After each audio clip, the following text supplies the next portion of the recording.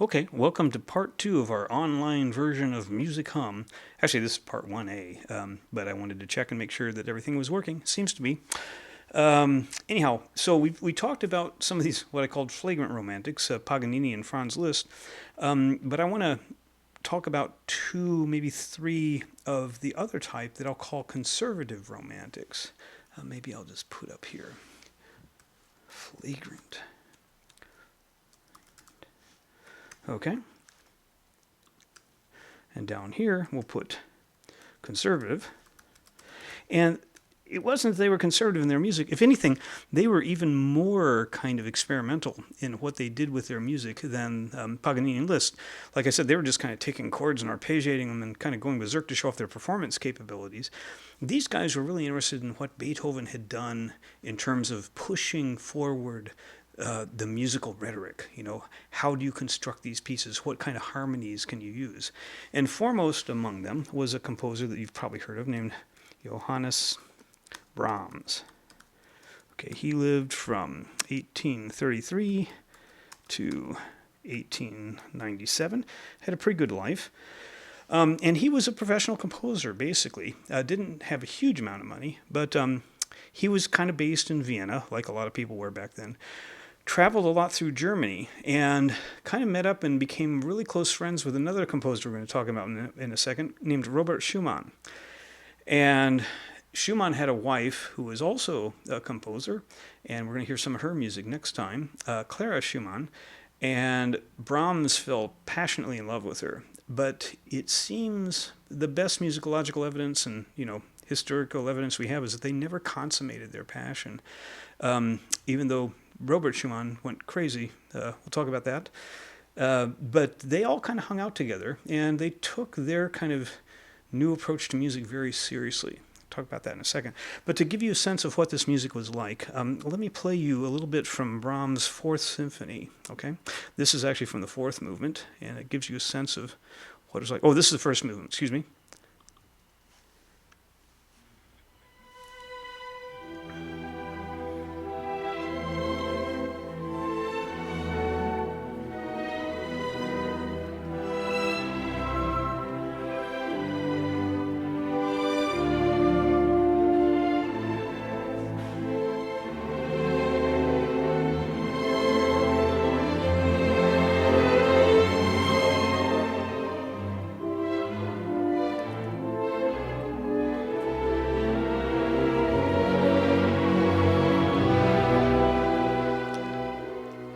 So it has that kind of passion that we associate with romantic music, but it's definitely a large symphony. It's not a single instrument. It's not, fiercely virtuosic or anything like that. A lot of people thought that Brahms was going to be the heir to Beethoven musically because of the way he took it. And you'll hear in his music the kind of the sweeping passion that you hear in Beethoven's later works. The kind of the swells of volume and orchestration and things like that. So he was quite a composer. I want to play you some of his fourth movement from this symphony because it's kind of intriguing to show you that these guys were taking composition, the craft of it, very seriously. Here we go.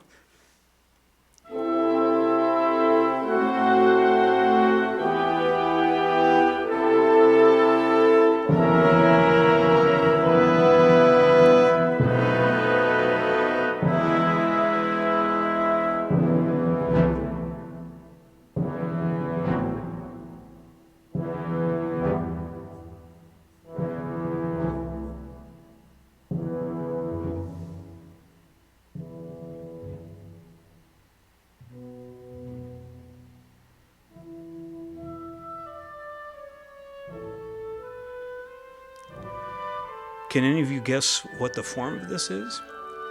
It's actually an old Baroque form. It's what we call a chaconne, or a repeating series of chords over and over again, just like Dido's Lament in Dido and Aeneas by Purcell. And basically, Brahms is just going to play these chords over and over again and elaborate them orchestrationally, musically. He's showing he's like a pretty serious composer here. So, yeah, there's a lot of richness in Brahms. I'm just barely scratching the surface with this, but I can't let Brahms go without playing at least his most famous work that I'm sure you've all heard. Here we go.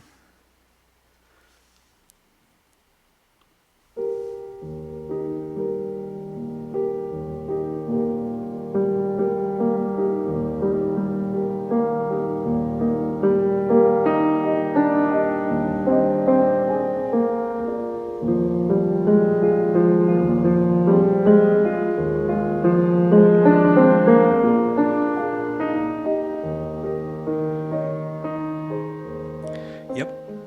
It's called Brahms' Lullaby for a reason. It's because he actually wrote it, and it is his lullaby.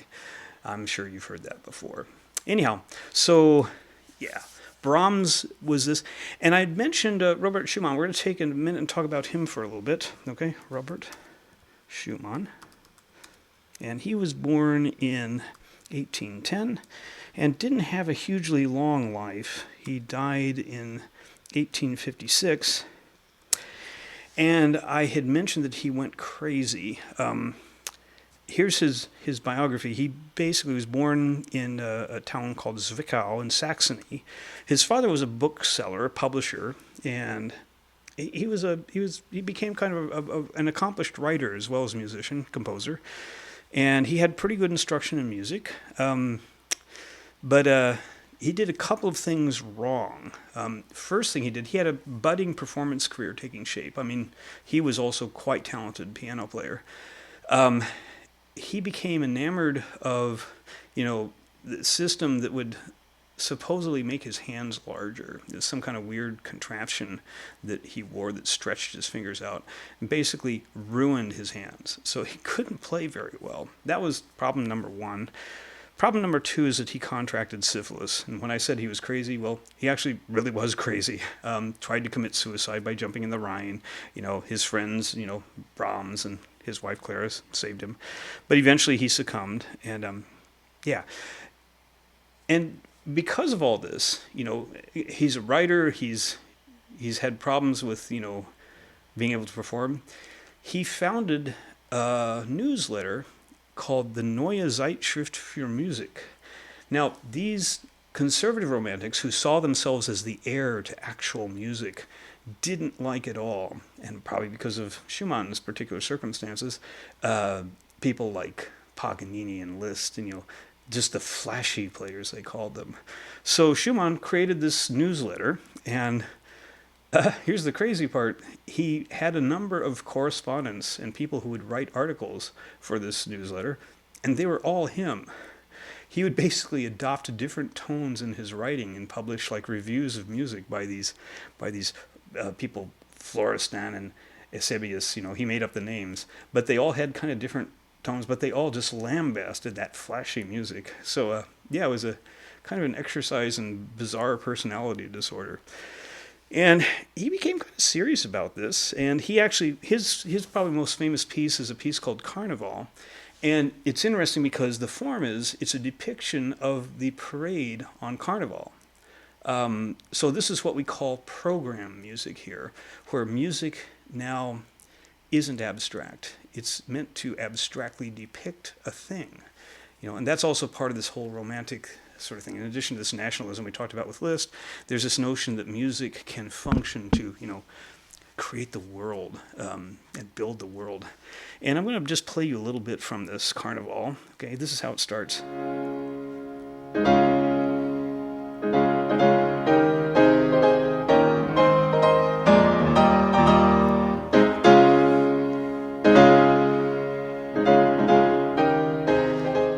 Then he had a lot of Commedia dell'arte characters that were in the parade, and he depicted them musically.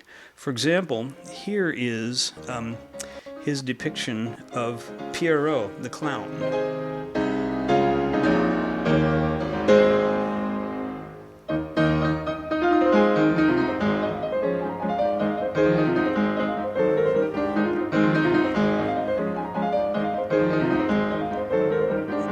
So you can imagine this clown kind of tumbling around, doing somersaults and things like that, And then behind him comes another Commedia dell'arte character, Arlequin,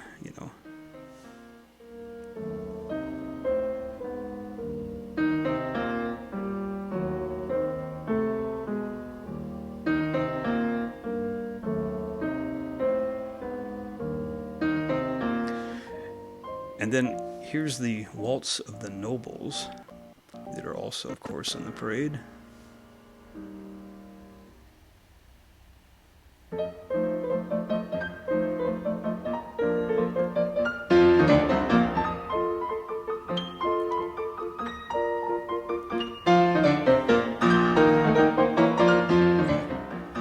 Yeah, he's kind of a strange guy. Okay, and just to show you how strange, this is actually his Eusebius, one of his characters that wrote for his play, and this depicts his kind of contemplative side. Okay, oops, yeah, there it is.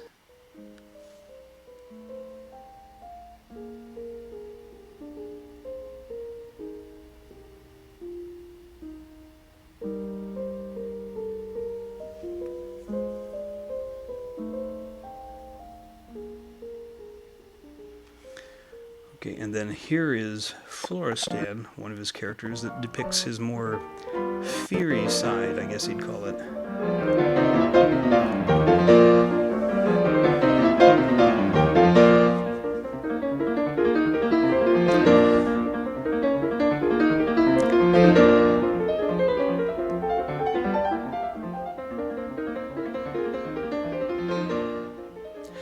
Okay, and like I said, Brahms was deeply in love with his wife, but again, this is just so romantic. You know, they didn't consummate their passion at all, even after he died. Again, they surmise that from letters and such that they would write each other, but they were all pretty good friends. They all kind of hung out together. Another kind of conservative romantic that wasn't particularly in their circle, but they admired his music and his writing, was a Jewish composer named Felix Mendelssohn.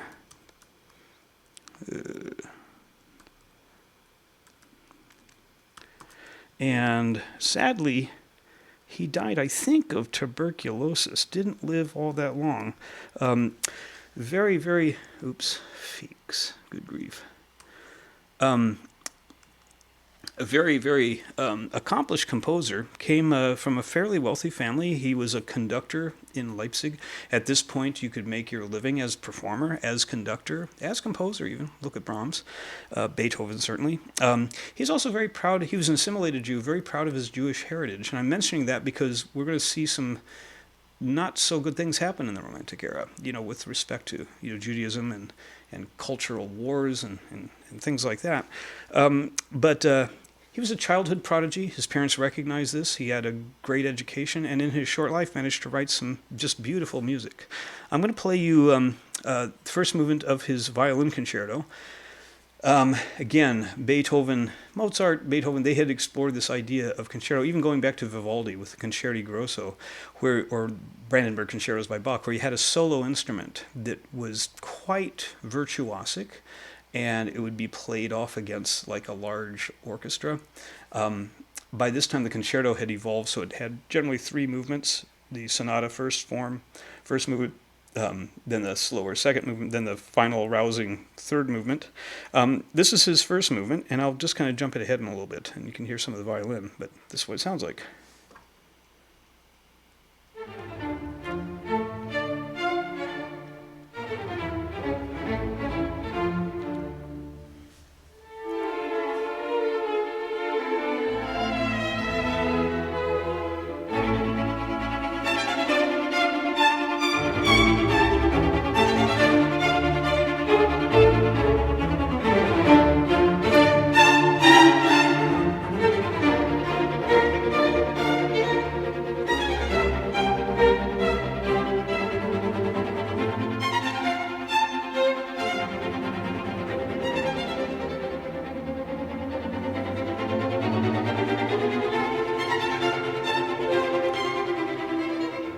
Okay, and we're going to take it up here so you can hear how the violin part sounds.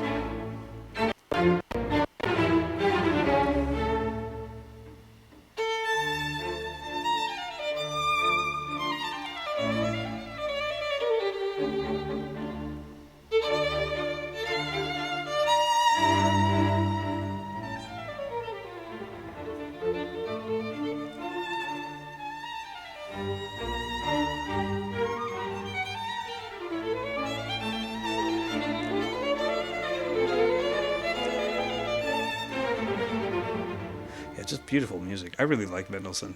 Yeah, it's a, you know, you could clearly hear Beethoven's influence, but this even goes back to, you know, Alma Savini's classical approach. Again, that's the reason that they were called conservative romantics. You know, they were heirs to the tradition. They were extending it, but you know, they were serious musicians. They didn't have any truck with this flashy cape wearing, you know, sell your soul to the devil thing. Anyhow. But again, I can't underestimate, how beautiful some of Mendelssohn's music was. Here's a piece you've probably heard. It's from a piano suite that he wrote called Songs Without Words. And you've probably heard this one.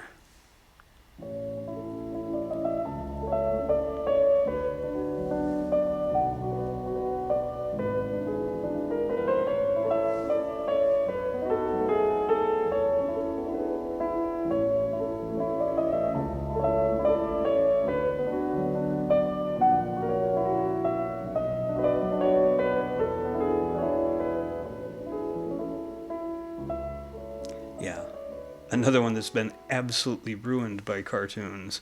Um, but yeah, I gotta admit, it's a really beautiful melody. And you'll hear he's doing some interesting things with the harmony, too. And in fact, we're gonna follow that up for the next class. You'll see down here I've got a bunch of pieces by Chopin listed. He's kind of a different figure in a way in terms of the kind of society he inhabited. And generally, people consider him a conservative romantic, but yeah, well, we'll talk about him when the time comes. Anyhow, for now, I'm going to close it off, and I'll see you, I guess, on Zoom soon. Alrighty, hope you're enjoying yourselves. Bye.